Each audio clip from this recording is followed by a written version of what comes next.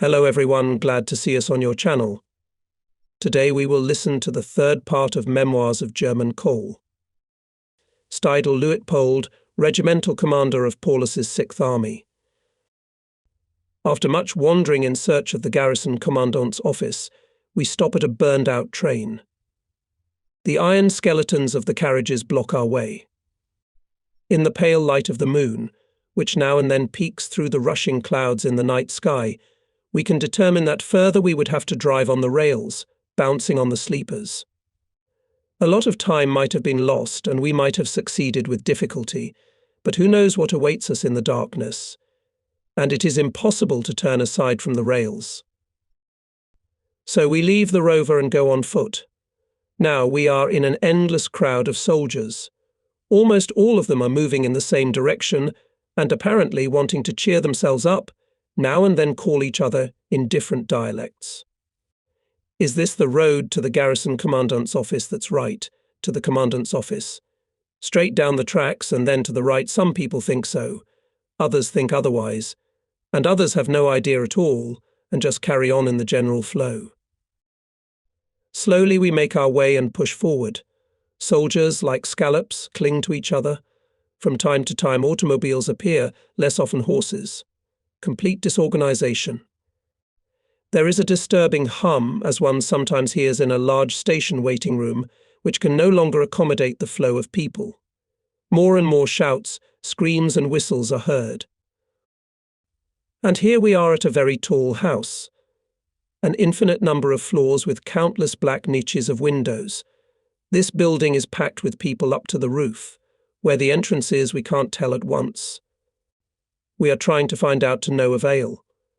We are Streng, Urban and I. We lost Werneberg and Weber in the crowd. Who would even think of sending everyone to the commandant's office? Perhaps it was because in this war a commandant's office was established in every locality. Isn't that why all those who aspire to Stalingrad, the destination point is the commandant's office? There is no entrance. Nor do we find the communication center. In the lobby is a huge number of wounded. There's a fire in the corner, something is cooking. They're in danger of being pushed into the fire or of being trampled on with all their brew. I would gladly join them for a few minutes. My legs had become like stakes. Severely swollen eyelids twitch. My arms are powerless, partly because of the weight of my damp overcoat. I'm chilled all the time. First, however, we must find the commandant's office. After all, they should tell us where the remnants of the regiment could find shelter. Maybe we'll have better luck in the house on the other side. There, too, there's an entrance with columns and arches. We may suppose that the building belonged to some great institution. We venture apart for 30 minutes to find some way of accommodating people. The events unfold quickly. I am in the middle of a crowd of soldiers that smells of sweat, lysoform, and rotting cow guts, which we are obviously sliding through. Every now and then I step on my feet or my satchel, stumble over crates or stretcher bars. At last we see a large inscription above the open door, Garrison Commandant's office, II floor. But how to get inside? The entrance is literally taken by assault. It is impossible to convey the curses and profanity with which these exhausted people give vent to their feelings. Many make their way with the butts of their rifles, with which they push those in front into their soft places or crush them between the shoulder blades. No one protests. Everyone and everybody is being pushed. From time to time one hears exclamations, "Keep your mouth shut. Bite your tongue." Don't make a Feldfable of yourself, you're not in the barracks yard. I try to stay calm. When I pull a candle burner out of my pocket and want to light it, I am outraged. Crazy man, what insolence. No one has the right to dispose of this place, no one. All nonsense and nonsense. The commanders are gone. Those cowardly birds are long gone. There's no order. I wish it would just end. It's time to finally send it all to hell. The door fillet flew out with a crack and, like a knife, plunged into the human mess. The urge to escape reality. I squeeze into the room to see with my own eyes what's going on here. This is the first building in Stalingrad into which I am entering, or should I say, into which I am being pushed like a stubborn cattle being driven to the slaughter. Under my arm I clutched a sack of precious breadcrumbs and a handful of coffee beans. As I squeeze through the door, some soldier has caught hold of my waist straps and has to be dragged along. His left hand is on a blood-soaked bandage. He stares fearfully when, in the flickering light of a pocket lamp, he suddenly recognizes me as a senior officer. At first he cannot utter a word, but his face begs for understanding and help. So we make our way up the stairs in a crush. There are soldiers sitting on all the stairs. On the first landing the wounded are moaning. The air is icy cold. Everywhere you look, it's the same picture. We manage to get up the side stairs. There are restrooms and storerooms. The huge building is occupied right down to the last corner. Only a handful of soldiers try to escape again from this bleak atmosphere. The majority of them are pushed from one corridor, from one room to another, until they think they have found a warm corner and they fall to the floor. Everyone is so exhausted that no one has the energy to make another decision. In some places the nose is hit with such a disgusting stench of stale and rotting dressings and festering wounds that one can hardly stand it. The whole place has been turned into a huge restroom. It's disgusting beyond belief. No one can help. The only thing possible is to end it. I shudder at the thought of being hit by shells. The summary of the Wehrmacht command still states, despite everything, the defenders are still not broken, and, as a shining example of the best German soldiering traditions, continue to hold the increasingly narrowing ring around the city. A shining example of the best German soldiering traditions. How can you lie so mockingly when thousands are dying here without being able to fight? What is this but an attempt to escape reality somehow? After all, most of those who sneak in here are already marked with the seal of death. In mass, the soldiers are like living skeletons. They are pathetic figures who want only one thing: to sleep, to know nothing, to hear nothing, to see nothing. They have a high fever, they are wounded, they are fecal incontinent, they have been malnourished for weeks and are now half dead from hunger. And this is called a garrison commandant's office? Is this where orders are to be given and quarters allocated, as was promised to me by Corps headquarters? Don't the higher headquarters know what's going on here? Don't they have any idea of what is being done in Stalingrad? Are they so blind, so stupid, or have they so lost their conscience that they are drawing up orders as if there was still a functioning commandant's office? And yet it is good that we have gotten to know this house as well. Here all the dimensions of the incredible crime become clear. That we continued to fight for even 1 hour after the Russians' offer of surrender was meaningless. After November 23rd, when we were forbidden to break out of the cauldron, our whole struggle became useless.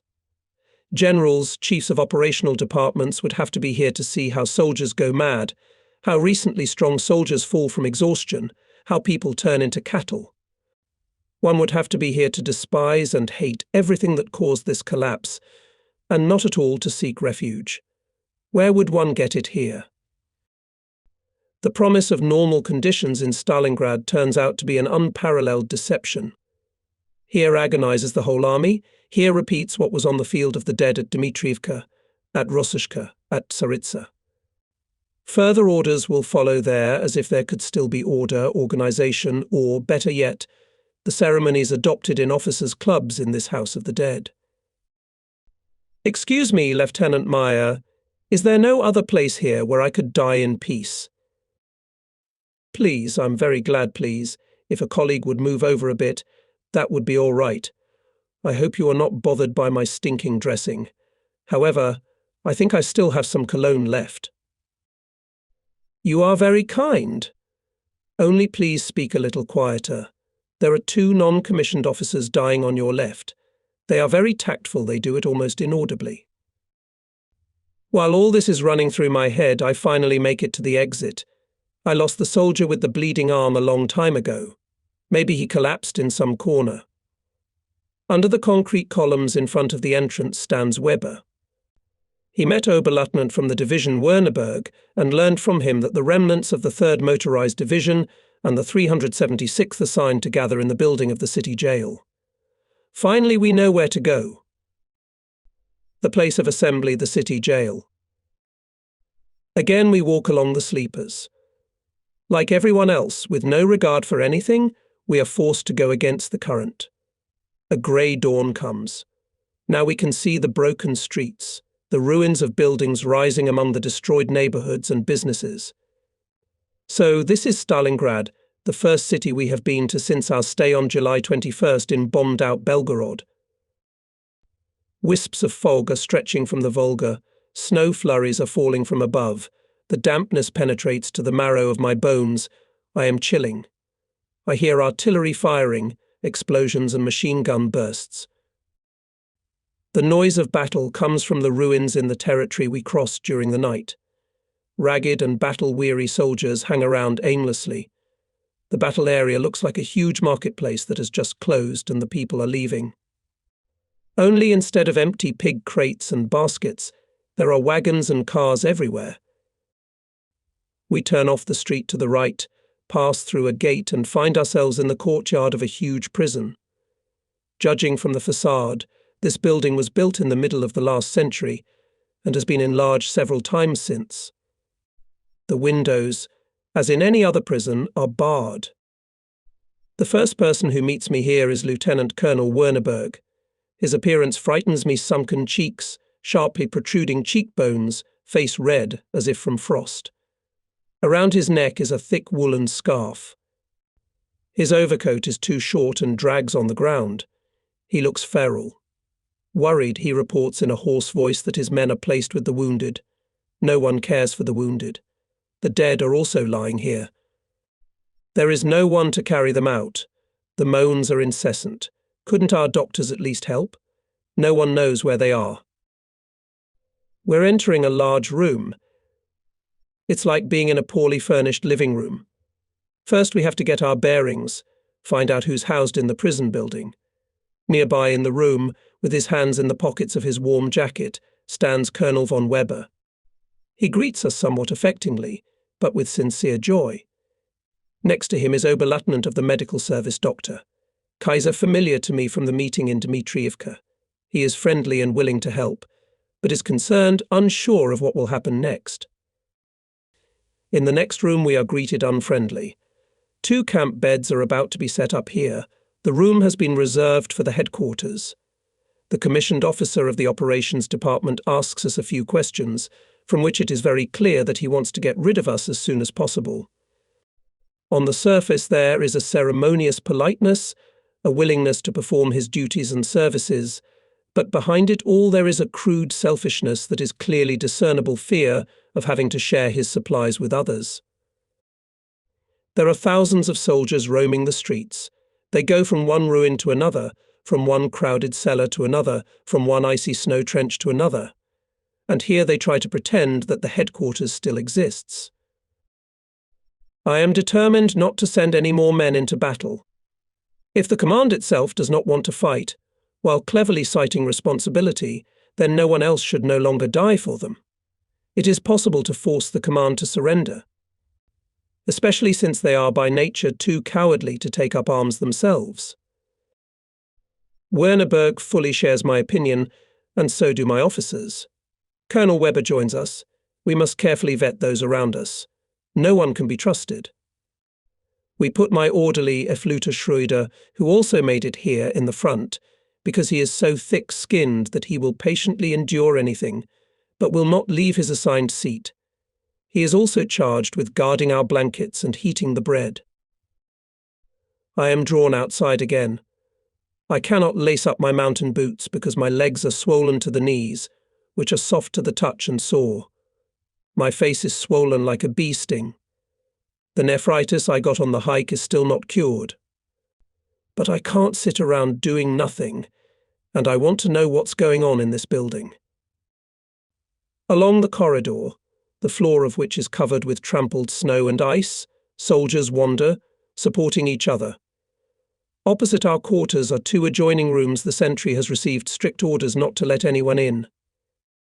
However, in front of the commander he cannot resist. In the room, a little furniture, shelves, a long table, on the uneven board of which Russian letters are scratched out. In the corner burns a tall iron stove. This is the refuge of the general and several senior officers. Unlike those who share our views on the operational situation, they show extreme restraint. They avoid answering my questions or respond with meaningless words. How long can all this go on? Why does the resistance continue? I became more and more convinced that the cauldron was full of deception and self-deception. I was utterly disgusted by this pretense, this escape from reality. It pervades everyone, from sergeant to general. The stamp of duplicity is on everyone. However, the words mutual deception do not accurately express the essence of the matter. The line between lies and truth has long since been erased. There are still many who perform their duties with full knowledge and zeal. They could not have done it better in peacetime at the inspection to shine in front of their superiors. Here comes a field officer, clicks his heels and reports on the formation of the assault group. At the same time, he shows excessive zeal, describing how he selected each soldier, personally checked the equipment, and to perform special tasks allocated to soldiers. These are great guys, repeatedly received encouragement and for bravery early promoted in rank. Reconnaissance he will carry out according to a precisely developed plan. Whoever listens to this may have the impression that he has already scouted in the designated area every ruin, every target, every broken car. Having briefly repeated his task, the field febel just as youthfully turns around and leaves. The communicators appear. They have repeatedly tried to establish communication with neighbours, muttering something in a low voice, so as not to disturb the general, but at the same time trying to draw attention to themselves, so that everyone can see how they are trying. Then the Oberleutnant of the Economic Service appears and lays out a long program of food distribution. He points out that the supplies are stacked in one of the garages he has posted sentries there. The Oberleutnant promises a supplement to the rations. They have organized several derelict vehicles loaded with crates of canned food. Everything has already been counted and divided, and the inviolable reserve has not been forgotten. There is even talk of increasing the bread ration by a few tens of grams. All this is presented as something extremely important. The report is supported by a table with precise calculations. It is not necessary to have imagination to imagine how the soldiers will receive their rations and even get drunk to the brim. The commander praises the Oberleutnant vigorously. To think of it such a setting and such good organization. Isn't this a great housekeeping officer? But here comes the doctor. Outwardly, he is already a smoked man, pale, dirty, unshaven, frozen, but he also outlines his plans and proposals, imbued with such care for the wounded that it is simply fascinating. Everyone wants to deceive each other. As unbelievable as it may sound, but the headquarters, as usual, are still in charge of their divisions, although there are only a handful of soldiers left in them. If you listen to what is being talked about here, you would think that everything is going normally and nothing has happened in recent weeks. Operational reports are coming in, headquarters continue to send reports. No one recognizes that the troops are defeated. There are no statutory regulations on how to act in case of the death of troops, loss of combat effectiveness of an entire corps. Therefore, it is impossible to recognize that this is the reality. The feigned optimism on everyone's faces is shocking. Everyone is deceiving each other. Countless soldiers are moving along the street in front of the barred windows. For many days they have been moving from one trench to another, rummaging through abandoned vehicles. Many of them have come from fortified cellars on the outskirts of Stalingrad. They were driven out of there by Soviet assault groups. Here they are looking for a place to hide. Here and there an officer appears. In this hustle and bustle, he tries to gather able-bodied soldiers. However, many of them prefer to join some unit as stragglers. The Soviet troops are advancing relentlessly from one neighborhood, garden, factory area to another, capturing position after position. There is still fierce and hard fighting going on. But on one side it is supported by the high morality of just defense against the aggressor, who in addition has established an unprecedented terrorist regime, and on the other side only despair and fear, sometimes still the spirit of camaraderie and occasionally fanatical faith in the iron laws of National Socialism. Many are too tired to end it on their own and leave this crumbling front. Such continue to fight as others stand beside them, intent on defending their lives to the last bullet, those who still see the Soviet soldier as the real enemy or fear retaliation. Around us are the ruins and smoking ruins of a huge city, and behind them flows the Volga. We are being shelled from all sides. Where a tank appears, the Soviet infantry, following directly behind the T-34, is visible at the same time. One can clearly hear the gunshots and the terrible music of the Stalinist organs, which at short intervals conduct barrage fire. It has long been known that there is no defense against them. Apathy is so great that it is no longer a cause for concern. It is more important to get something edible out of the pockets or dry bags of the dead and wounded. If anyone finds tinned meat, he slowly eats it and cleans out the box with swollen fingers, as if it were the last remnants that would determine whether he survived or not. And here is another horrible sight: 3 or 4 soldiers, curled up, sitting around a dead horse, tearing off pieces of meat and eating it raw. Such is the situation at the front line. The generals know it as well as we do. They are informed of all this, and they think of new defensive measures.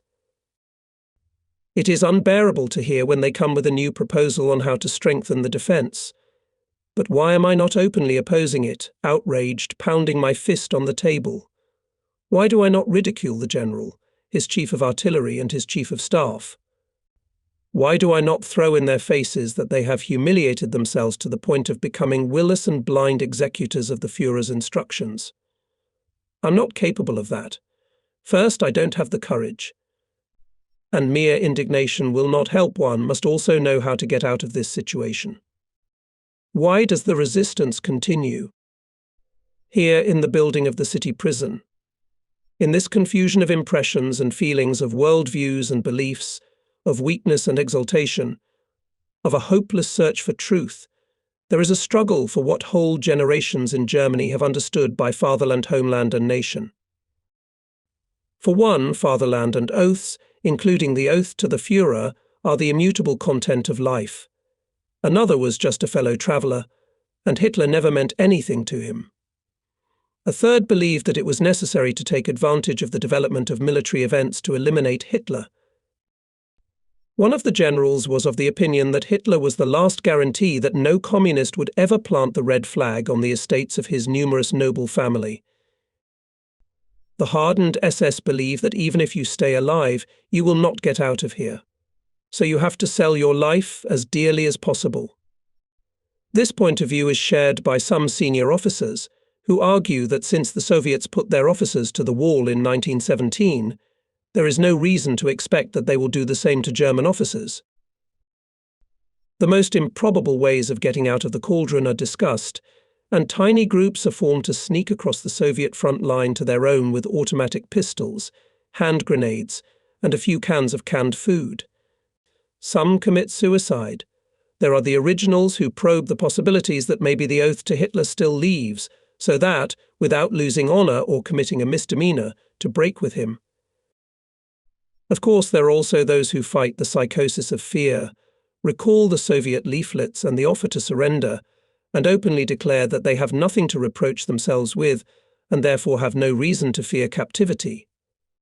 Finally, some refer to Oswald Spengler: the decline of Europe is inevitable. The events in the cauldron must also be seen in this light. Years and even decades ago, we should have taken Spengler's thoughts much more seriously. After all, for him, the formation of personality, the intoxication with power, which in our time crosses all boundaries, was the highest attainable expression of dynamic cosmopolitanism. And it was Spengler who extolled the consciousness of superiority, the exceptionalism of Prussianism. I recall Spengler's speech at the 80th anniversary of Nietzsche's birth in October 1924. in which he praised him as the man who determined that the will to power is stronger than anything else, that it has determined the course of history since ancient times and will continue to do so in the future. Stalingrad, so Spengler's followers claim, is precisely the decline of the West, in which the solitary cannot escape. However, officers at division headquarters say that it is necessary to make every effort to prevent the collapse of the cauldron, and that this can be done as long as help arrives in mid-February or early spring. And at the same time, very many commanders and staff officers leave the cauldron by airplane. A nefarious role is played by the Chief of Army Staff, General Schmidt, who categorically rejects any thought of negotiations with the Russians and any attempt to begin the surrender, threatening a court-martial, while he himself, with the help of several of his subordinates, and behind the back of Paulus stealthily preparing for surrender. Waiting weakens and agitates. Someone in the midst of the controversy threw the word wait. It was picked up and varied at every turn. Waiting as a salvation. But is it not a mockery of any soldier's tradition to wait in a situation where it is necessary to act as quickly as possible? To wait means to rely on something unforeseen, on the coming hours, on comrades who may be in touch with the other side, and finally on the Red Army, which may not be so quick to strike the final blow. Waiting is debilitating and exhilarating at the same time. It is also reassuring, for the hope of some way out, which is neither surrender nor captivity, persists as long as nothing happens. Yet this waiting is resisted by reason, for all waiting is meaningless, irresponsible. In our situation, it is necessary to act. In fact, we have been doomed to this damned waiting since November 23rd, when we were forbidden to make a breakthrough from the encirclement. We have accepted this judgment. Hitler had no difficulty in giving the order. Does he know what consequences this order has for us? Does he have the courage to fly here, in this hell, and stay a few days with the soldiers whose heroic resistance and exemplary dedication he so praises? Almost every day in the reports of the Wehrmacht command we find words about the German banners, which in Stalingrad immortal glory. None of us wants to hear any more about it. Does Hitler think that by forbidding the breakthrough, he will thereby forbid to think? It is true that in some areas of the German troops are resisting stubbornly. But in the name of what? It's a struggle out of desperation, a struggle for personal salvation. Now, among hundreds of soldiers, you won't find a dozen who would give their lives for Hitler. That's why the officers are scouring everywhere in the hope of finding reinforcements. But it's no use. No one has responded to the call to organize units of officers. That would be exactly what Hitler demands: the willingness of everyone to die and sacrifice. And didn't the Wehrmacht report of yesterday say that by our heroic actions we are restraining large enemy forces? If that is so, shouldn't we be ready to die for that? And if here, in Stalingrad, the troops themselves decided the question of surrender, then what would happen on other parts of the front, and what would become here, in the Stalingrad area, with our neighbour, whose flank would suddenly be open? So it is impossible to stop the resistance only for their own sake, and for the sake of their severely thinned part, and we must try to achieve the surrender of the entire army. But the army command does not go for it, and referring to Hitler's order to hold on, threatens a field trial. Now, at night, after 2 days of watching what is happening in the building of the city prison, I once again imagine how the generals, meeting with each other, discussing the pros and cons of surrender, the question of the risk here and the risk there, the Russians. Von Daniels, my immediate superior, is also sticking around. For the first 10 days after the division was disbanded, he disappeared into thin air. Now he's here again. He hasn't changed. Including the manner in which he presented me with the Knight's Cross. You are awarded for the heroic fight at Dmitrievka. Knight's Cross. Crosses, at that I remember the dead man at the exit from Dmitrievka, who with his arms outspread out on the field strewn with corpses. Involuntarily I shudder at these memories. These general meetings behind closed doors are unbearable. You don't know anything about them. Of course, only a narrow circle of trustworthy people are informed. Is it only caution against those unreliable ones who might blab? Or maybe it's just a fear of running out of small supplies of tea and alcohol. Weber, I feel like asking, how long do you think this whole thing will drag on? He lies beside me, on the camp bed, in his overcoat, with his eyes half closed. A candle burning beside me on a stool casts a large shadow of his face on the wall, blurred and like the silhouette of a dead man. What an obsession. I see him dead. Is it not an omen? And his wife, his children? In the noisy crowd, it seems to me that I am sitting beside a dead man for whom everything is over. In a shabby wicker chair sits Colonel Quarrel, shrinking back. His head is bowed on his chest. There is no doubt that this man is exhausted to the utmost. The preceding days have finished him, seriously ill of liver. During the last hours he had seldom said anything barking and in the East Prussian manner. He waited and fell asleep in a chair. Beside him sat Lieutenant Colonel Grohl. In his still well-fitting uniform he stands out sharply among us. As hesitantly and quietly as he entered the room, creeping sideways along the wall, he sits all the time in his corner on a pile of damp blankets and waits patiently. Quietly and silently he waits and waits and waits. A wok stands on the stove. A rope is stretched across the room, on which socks, mittens and boots are hanging and drying. Schroeder, settling himself on a seat from a passenger car, tries to start a fire. To do this, he uses sea grass he's pulled from the back of the car seat. It smoulders and fills the room with acrid smoke.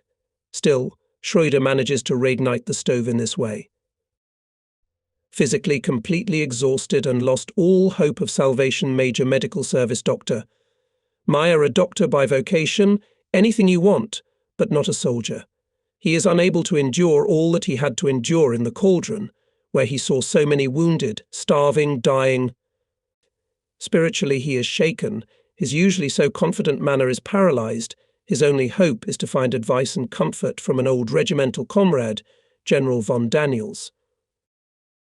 His score with life is over? He expects nothing more. He does not believe in the humanity of the Russians, nor in himself, nor in his command. Sometimes he contemplates taking poison. He is always looking for an explanation for what is happening around him, the death of an entire army.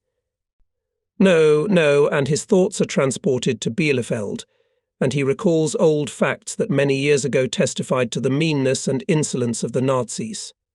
Now and then he throws himself sobbing on his bunk, grieving for his wife and seized by homesickness.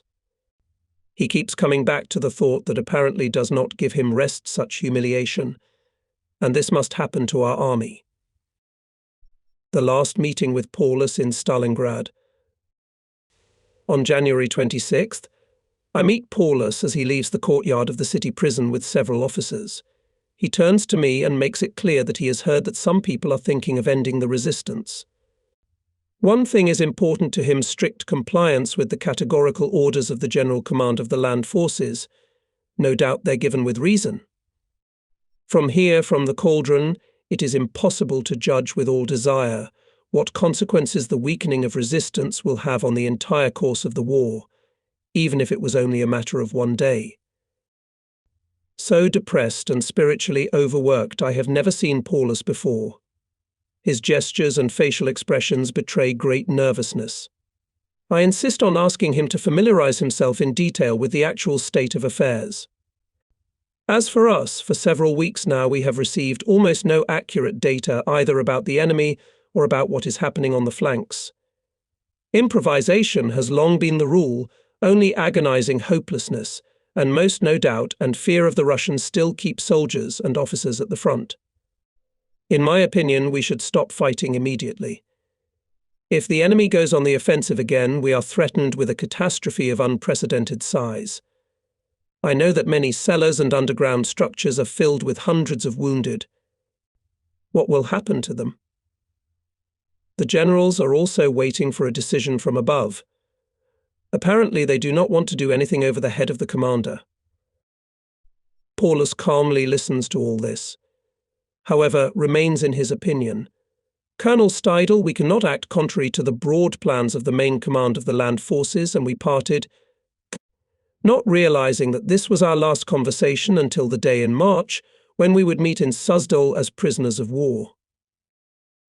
Soon after this meeting, I learn in the prison building that Paulus, alarmed by the surrender of General von Dreber, commander of the 297th Infantry Division, and the dismemberment of the Cauldron into two parts, northern and southern, indeed again warned all the generals from the separatist surrender.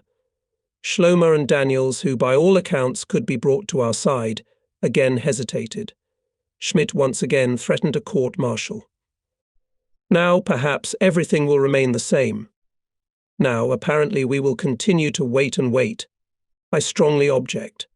To fall back into the lethargy of waiting is madness, it's irresponsible. We must act, at the very least, to confront the generals with a fait accompli. I'll talk to Daniels myself again. It's important to establish contact with the Russians without delay.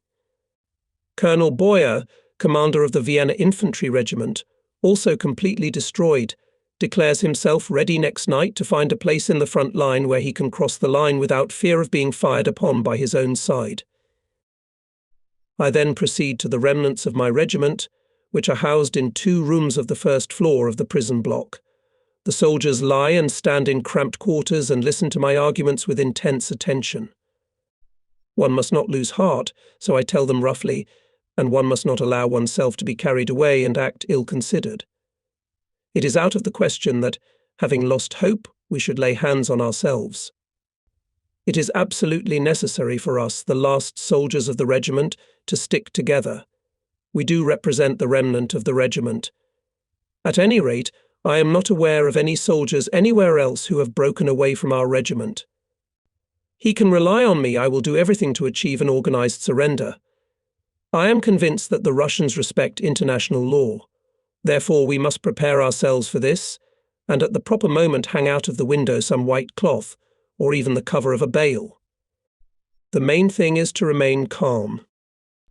The same questions in the presence of the soldiers I once again discuss with the officers and doctors. At this time, my regiment consisted of 11 officers, 2 doctors, 1 veterinarian and 34 soldiers.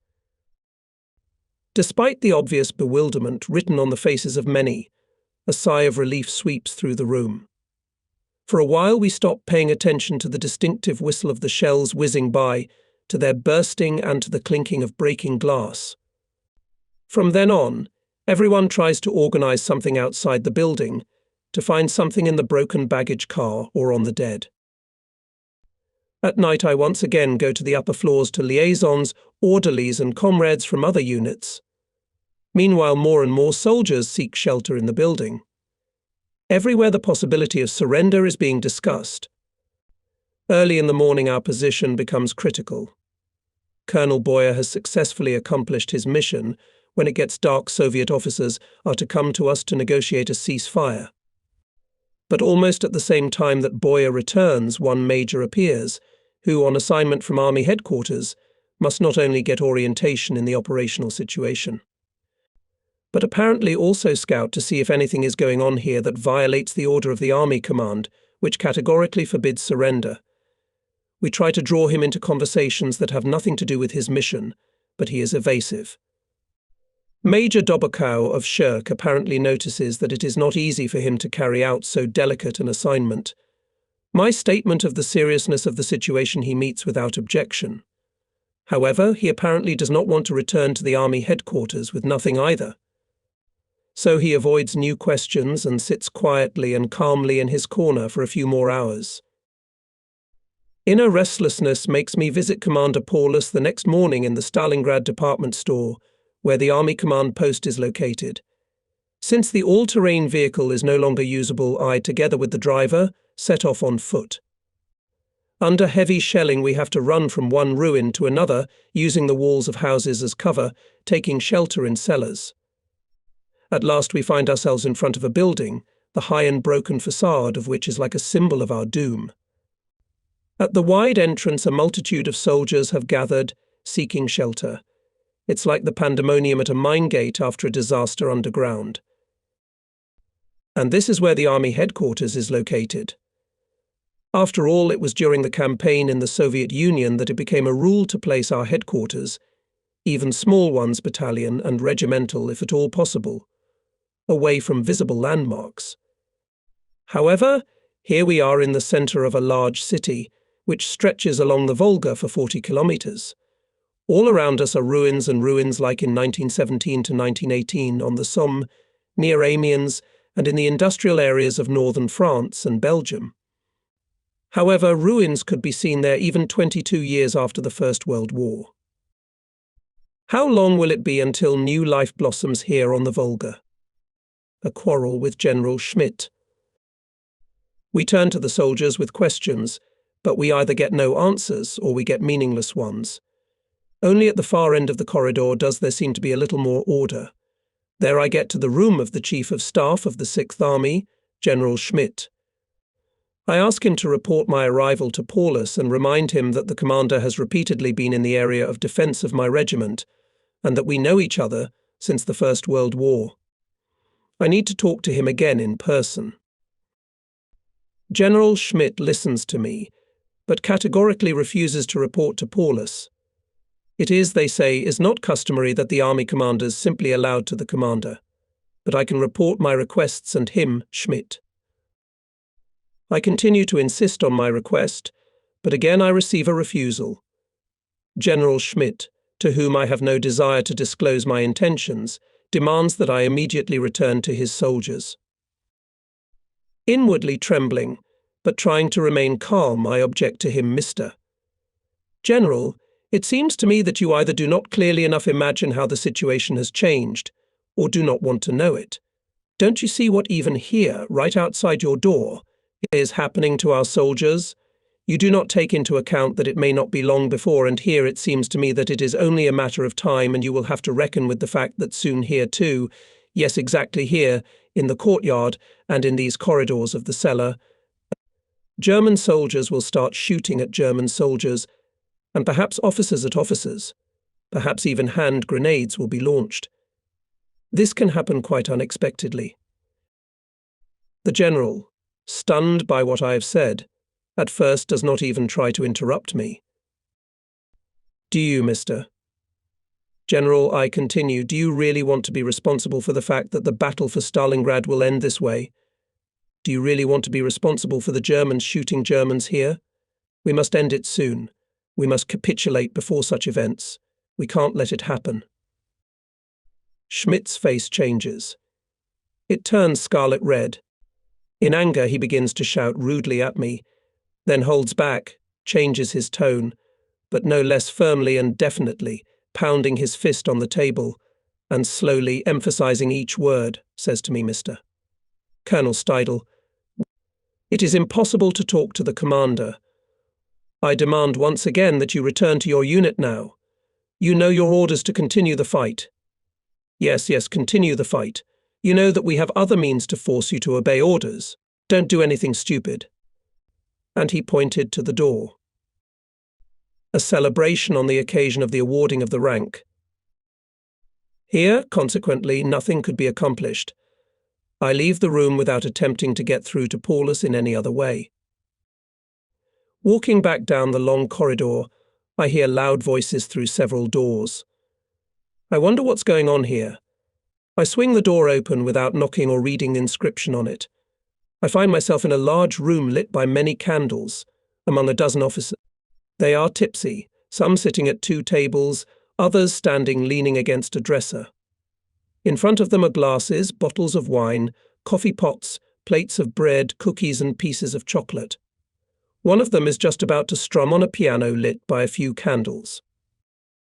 I am so puzzled and surprised that I find it hard to switch immediately.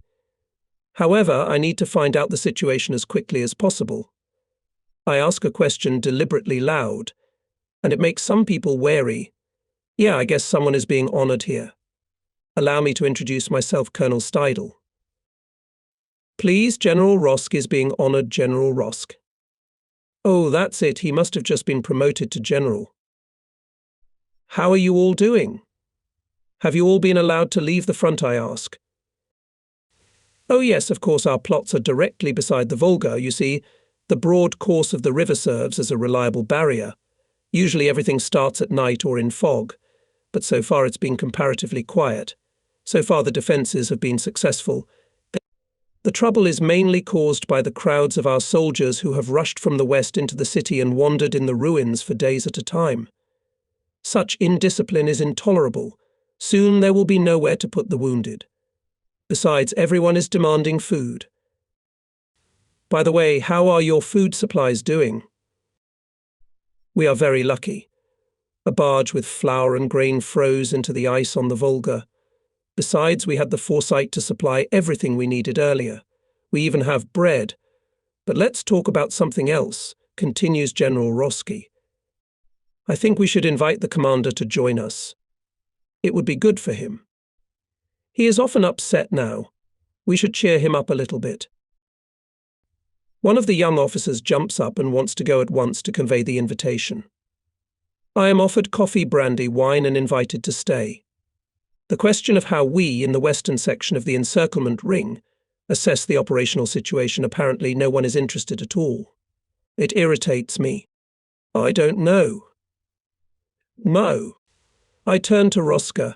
Have you experienced first-hand here, as we behind the station, at the city jail, up the Tsaritsa River, how the combat situation has changed? Is it clear to you that we are sitting on a powder keg? What do you suppose the soldiers here in the corridor outside your door are thinking? I get no answer. Everyone is silent, tapping each other, singing, someone is strumming a march on the piano, and at intervals improvising the bars of a waltz. My questions are obviously considered completely inappropriate. I'm leaving. My driver, who accompanied me, stood in the corridor, as if on guard, and of course he realized the entertainment here. But he didn't say a word. I do not hide from him that I condemn this frivolous carelessness with which they try to ignore an extremely critical situation. Besides, it is impossible to talk long. To get to the prison building in one piece quickly will have to make a lot of effort. It is clear, however, from the headquarters of our army to expect nothing more, nothing at all. Now it's up to General von Daniels to finally get his side. Mr. General, you must act. In vain I racked my brains as to how I could have a private talk with General von Daniels as soon as possible. We must see, Steidl, what is being done outside, he says. We leave the building and wander from one block to another. Just outside the prison lie wrecked cars with dozens of soldiers rummaging through them, paying no attention to us. They are now completely indifferent to the fact that a general or colonel is passing by. The search for junk goes on.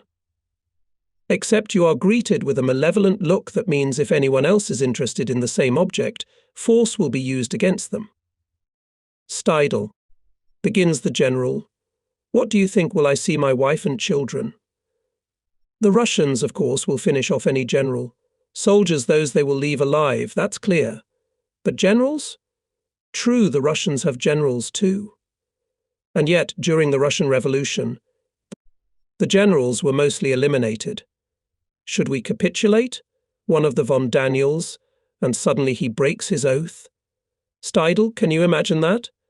Really, it's high time to break up with this scoundrel, this sergeant. I have nothing to hide from you. I've always said that Hitler is a scoundrel. He's run us all aground. I'm not involved in this anymore, Steidl. What do I care about the army staff and the other generals? The chief of staff has gone mad. He lies and lies, deceives the commander and thus keeps him in his hands. What do we care about Hitler now? Look at the wounded and these pathetic figures. That's what we should have shown Hitler. There's only one thing left to do, finish it. Finish it quickly. Or do you think we should keep waiting? And surrender altogether? Eventually they'll come to their senses at the top. What do you think? That's how my division commander was blustering. Apparently he has overcome the fear that seized him after Paulus unexpectedly visited us. Obviously he wants to know the mood of everyone individually and check if someone will not let him down at the last minute. That's probably why he came with me out of the prison building. where the atmosphere is oppressive, where one drives the other to madness, where opinions clash and where no one can understand anything. We are out the broken wall and we are trying to locate the machine gun nests which Colonel Muller seems to have rebuilt here. We want to locate the officers and soldiers whom Colonel Muller drove here only as late as noon by threatening and grabbing the gun. We're looking for a junction with General Dubois Division Battle Group. We search and find nothing. Not a man in position, not a single officer at the machine guns and mortars. Through the breaches in the wall, if you look towards the main street, you can see a Soviet T-34 tank. This gives me a new opportunity to influence the general, to make him stick to his own plans, which he, depending on the mood around him, either confirms or discards. The general pokes with his stick at the lock of the stationary box that lies in front of us, not because he hopes to find anything useful there, but to give vent to his nervousness. We bend down and make our way along the ruined wall. In front of us are two soldiers, who seem to pay no attention to the gunfire around us or to us. They too are waiting. A piercing wind howls. I turn to the general. There are no more soldiers ahead of us, and I can't allocate a single soldier for reinforcement. There are 34 soldiers, 3 doctors and 11 officers left from my entire regiment. They are all exhausted. See for yourself what a terrible state they're in up there in the city jail. What are we waiting for? The Army Command will continue in principle to forbid arbitrary surrender, so we must put it before the fait accompli. We have no more soldiers. I'm no longer fit to fight. Or perhaps you have soldiers? What about the Russians? They are not advancing here now with a certain intent. But how long will this situation continue? It would be important for us to end the resistance before they resume their offensive.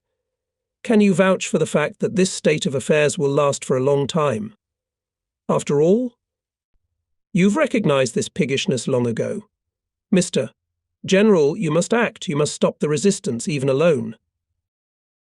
Is there any point in consulting with other division commanders?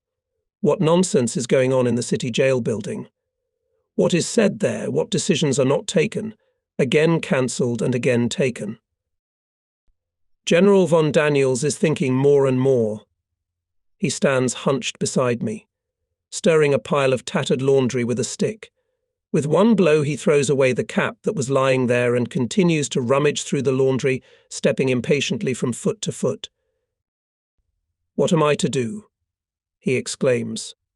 Think what will become of my name, of my family. Everything will become known at home, everything. True, the oath binds no one else. No one, since Hitler himself broke it long ago. He promised to help us, and did not keep his promise. The general turns to me with his wrinkled face, his lips swollen with frost.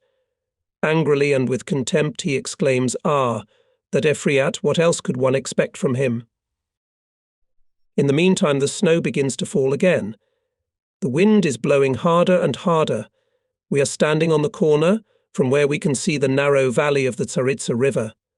Suddenly the strongest mortar fire begins on the height on which the city prison is located. Then the fire is transferred to our side, to the place where the stream of soldiers who have broken away from their units rolls in waves down the main street. We have to take cover. In a ruined workshop we duck behind burst tar barrels. There are rags sticking out of a snowdrift. I bend down, shovel the snow, and I find myself holding an undershirt. A new shirt. Is it decent to just take this shirt? I am embarrassed by von der Niels, but I tell him it can always come in handy, however, Mr. General, no one can see us, and it would be foolish to let such a shirt go to waste, and the shirt disappears into the left pocket of my greatcoat. General Daniels thinks I did the right thing. Whether it was decent or indecent is of no interest to anyone now. From the snowdrift we pull out the belt from the satchel. The general says that the belt can be useful to pull our packs with it when we are going to be captured. Did I hear that? Pack up? So Daniels is seriously thinking about ending the resistance. It means Colonel Boyer didn't risk it in vain. We surrender. As dusk falls, we return to the city jail building. Right at the entrance, a field sergeant stops us and excitedly reports the Russians are here, so the parliamentarians arrived at the appointed time. Daniels seemed for a moment to hesitate again. Mr. General, we are obliged to negotiate with those words. I swing open the door to one of the lobby rooms and take a quick look around. Seated at a table are several Soviet officers and one soldier. Due to the meagre lighting, I can't make out much more. General von Daniels, I introduce myself, commander of the 376th Infantry Division. He proposes to begin negotiations. The interpreter translates my words, as well as the reply that everything is clear. Representatives of the Soviet command have come here in accordance with the request of German officers who want to end the resistance. Von Daniels sits down and offers to introduce the German officers present to the Russians.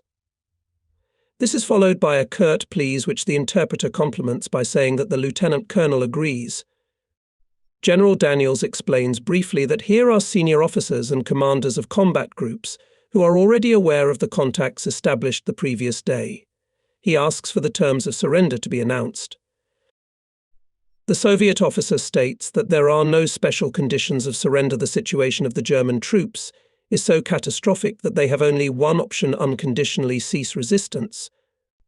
The main condition is that the German troops on this entire section of the front refrain from any fighting. The order to this effect must be announced immediately. The Soviet side is instructed to do nothing on this section of the front for 1 hour. General von Daniels replies that he agrees that it is hopeless to continue fighting under the circumstances. Therefore, he will not make any conditions. But does the Russian side promise to adhere to the provisions of the Geneva Convention on Prisoners of War?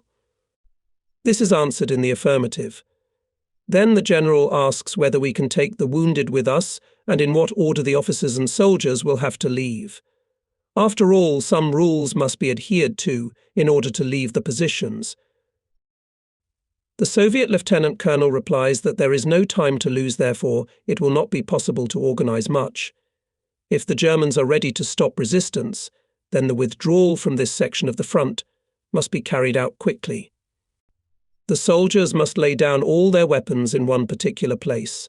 They can take with them only what is absolutely necessary in captivity for them personally. The question of what the officers may take with them is first discussed and clarified by the Soviet officers.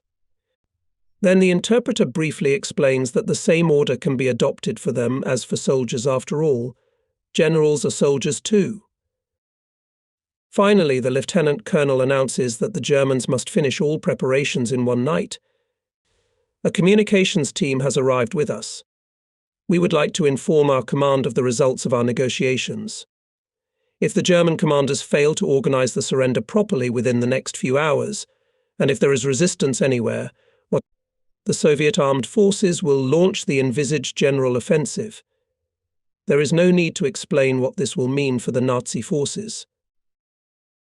General von Daniels replies to this: we will do everything possible to make as many units as possible join the surrendering ones. This is my firm promise. You can rely on the honest word of a German general. Hitherto the negotiations had been conducted only between General von Daniels and the Soviet group leader. Now it seemed time to move on to the discussion of individual matters, such as the medical care of our seriously wounded, who were scattered in different places and left to fend for themselves. To my question as to whether our doctors could remain with our wounded, I receive an affirmative answer. The supply of the wounded will be organized later by Soviet personnel on the basis of the regulations on prisoners of war in the Soviet Union. At that time, it will be decided whether it is necessary to leave the German medical personnel behind. The second question concerns the feeding of the German soldiers. The Soviet lieutenant colonel is silent for a while and then speaks calmly but wryly at surrender. The question of supplying the defeated troops with food is not in principle solved in such a way that they are immediately provided with field kitchens full of food. However, whatever is possible will be done. At any rate, it will be more than the German officers here in the cauldron did for the Soviet prisoners of war. Are there any other questions? He now wants authorization from his command for his negotiations over the telephone line extended by his soldiers. The Soviet command confirms that there will be no fighting here this night, unless the Germans violate the terms of the surrender, which must begin to be carried out immediately. These negotiations took about an hour. At about 9 p.m., von Daniels, together with General Schmidt, Colonel Boyer and myself, returned to the part of the building where the remnants of the hastily assembled headquarters had settled. After briefly telling the officers what had happened and answering their questions, I hurry to my soldiers and tell them what is to happen during the night and the next morning. The few soldiers and junior commanders still able to move, who know the general disposition of our weakly defended positions, I send to the front line to inform those still in the front line accordingly. However, the generals, who are in fact no longer in command of anyone, are again engaged in endless discussions about what awaits them in captivity. At the same time, they begin to select things to take with them into captivity. In this case, the concept of absolutely necessary turns out to be very stretchy. One of them includes French cognac, special chocolate for pilots, and a bag another wants to go into captivity with 5 suitcases and numerous small hand luggage, and pretends that it goes without saying. One is struck by the coolness of the Soviet side, which at first accepts even this unusual behavior. Some of them absolutely have to sort things out also because they have not only topographical maps, but also orders which, since they have already been issued, it is better not to put in the hands of Soviet officers. This also includes letters written in the hope that it would be possible to send them out of the cauldron by airplane, in which the enemy is given the most unflattering characterizations. The question of whether it can really be considered that the stalemate is over, that the soldiers are no longer threatened with an inevitable slow death, is still unclear. For many, therefore, this night stretches on indefinitely. And when from any direction one hears the thunder of guns, explosions or the crack of machine guns, it seems that the devilry has begun again, that the almost unbearable silence on our section of the front is only a deception, and that an even more terrible hell is about to break out over us. Stop fighting. As many soldiers as possible must learn what will happen in a few hours when morning comes. As many soldiers as possible must surrender, lay down their arms, save their lives. My officers, doctors, veterinarians also went to the troops, as well as 2 radio operators from the regimental headquarters, who had not participated in the battles on the open ground and in the snow trenches, and who therefore still had enough physical and moral strength left to counteract the general decline, the general apathy by their actions. And it was not easy to do so. From one snow trench to another snow trench, from one cellar to another, from ruin to ruin, the dead, the wounded, the frostbitten, the half-dead from hunger, who without even realizing it at once, meet the message of surrender with indifference. They again apathetically hide where sure death awaits them.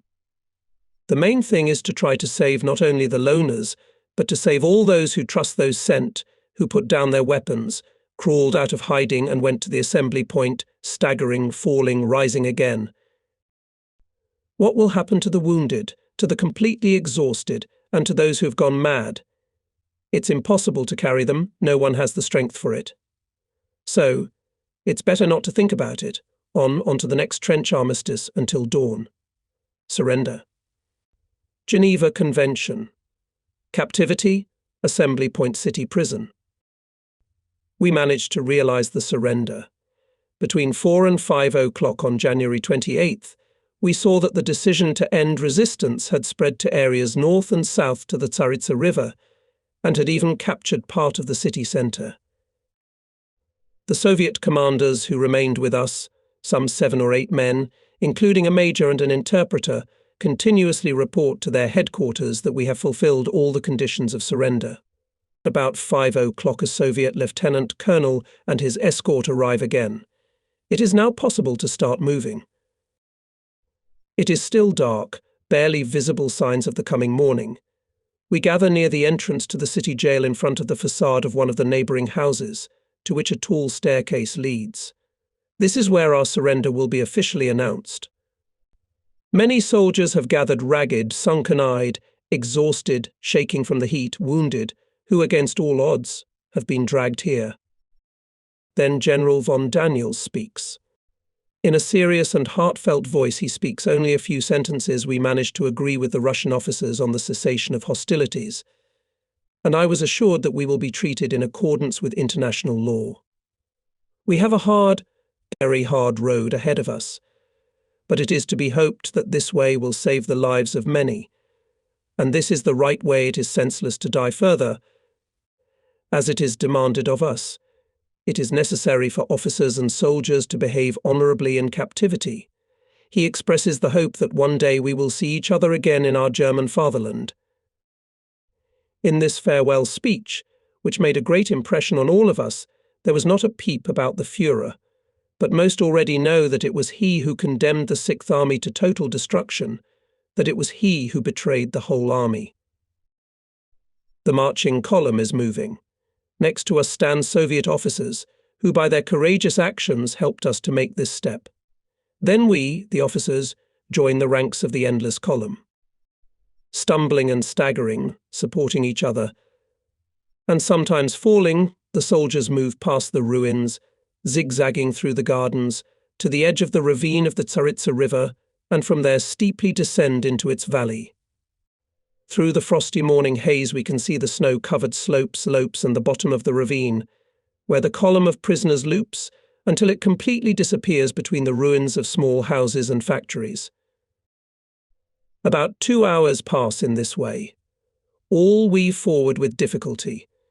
On this morning everyone has to carry not only the weight of his weary, exhausted body, but also the weight of an incomprehensible and oppressive past, the weight of heavy thoughts. Everyone moves staggering, with muffled stomping and muffled noise, interrupted by coughs, deep sighs and groans. Sharp and hoarse are the desperate pleas passed from behind to the head of the column to slow down. But the pleas do not help, because the pace of movement is determined by those who, still relatively healthy and able to bear the march, are placed at the head of the column. The measure in itself is understandable, because it is necessary to get out of the desolate, snow-covered desert near Stalingrad as quickly as possible. From time to time, short rests are arranged for everyone to pull up. But for many of them, the interruption of movement raises the fatal question whether this break will not be the last one in their lives. In the short moments of rest, nobody breaks silence.